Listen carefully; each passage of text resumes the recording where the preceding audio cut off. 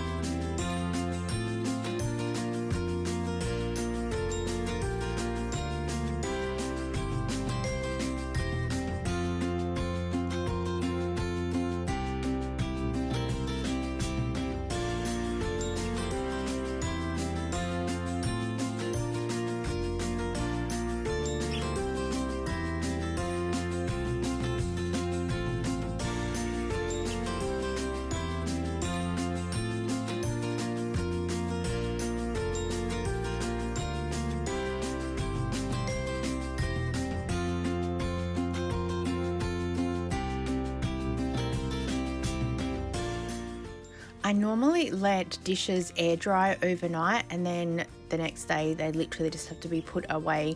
This was about an hour later, to be honest, that I came back, and there was just a few spots of water left in some areas, not much, but I wanted to wipe it all and put it all away because I wanted some bench space so I could do some cooking.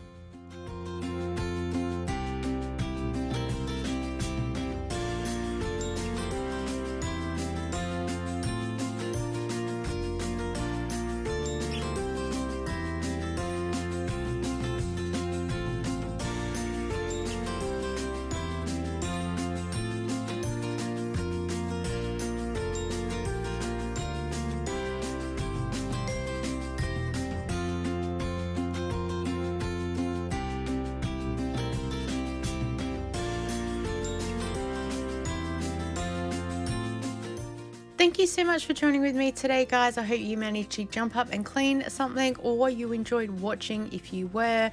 Thank you so much for being here today. I so appreciate your time, and I look forward to seeing you next time. Bye.